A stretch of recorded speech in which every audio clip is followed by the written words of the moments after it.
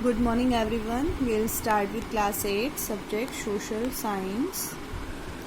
We'll start with history chapter 2nd establishment of the company's power.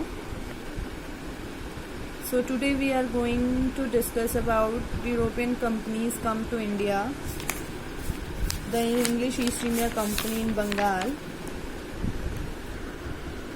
So the Mughal Empire expanded in the early year of the long reign of Aurangzeb around 1658 century to 1707 century.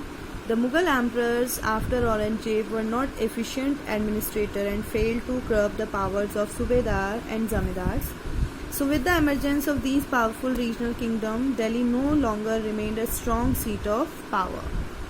During this time, trade increased rapidly because it proved to be a lucrative venture for the rulers. The European countries began to form trading companies to trade with other countries.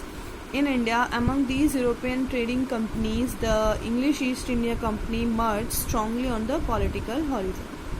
Surprisingly, the English came to India as trader and were initially hesitant to acquire territories in India. So what prompted them to acquire vast territories and exert political power in India? So in this chapter we will look into the reason why lured the Europeans to come to India as trader and their tactics to establish their control over the Indian territory. So first we talk about the European countries come to India. So during the 15th and 16th century, the wakes of discovery and production of goods as a large scale led to the discovery of new lands.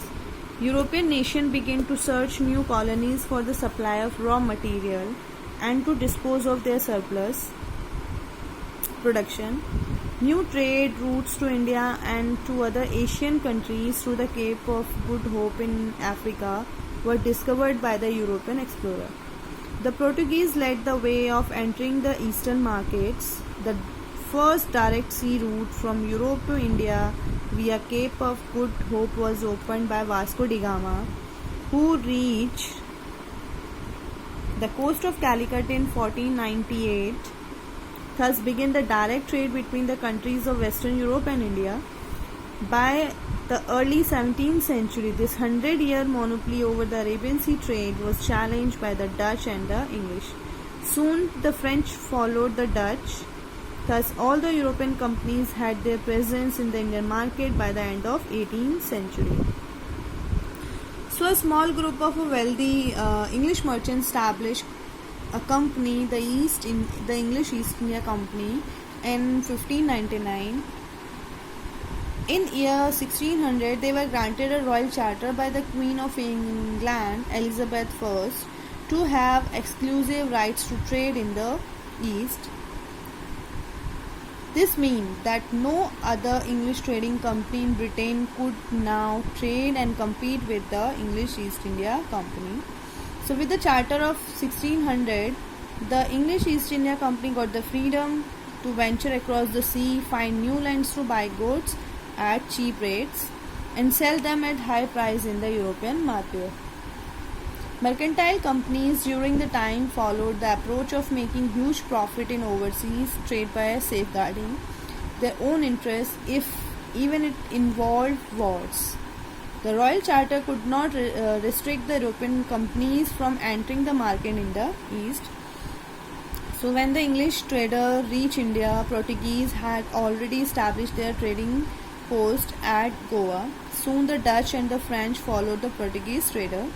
So why were the Europeans interested in the Indian market? India was always known for its fine quality cotton, silk in the European markets, and Indian spices such as pepper, clove, cardamom, cinnamon were in great demand in Europe. In the beginning, the European power grappled with one another to gain monopoly over the trade in India.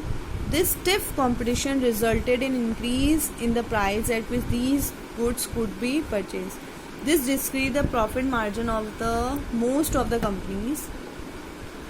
The only way out of these European companies to prosper was to remove the competition from the market. They resorted to violence to accomplish their desires. By the 17th and 18th century, they sank each other's ships, blocked sea route, and debarred the movement of supplies of the rivals. These frequent wars led to the spread of imperialism. Imperialism, accompanied by the mercantilism, led to rivalry among the European nations from control over the trade. They started acquiring arms and ammunition and fortifying their trade posts or centers. These trading posts set up by the trading companies came to be known as factories. In order to fortify their settlement, they were at loggerheads with the local ruler. In these trade wars in India, the English East India Company emerged victorious, and the Portuguese, the Dutch, and the Danish were eliminated from the trading enterprise with India. So in this video, we discussed about the why European countries came to India. Thank you.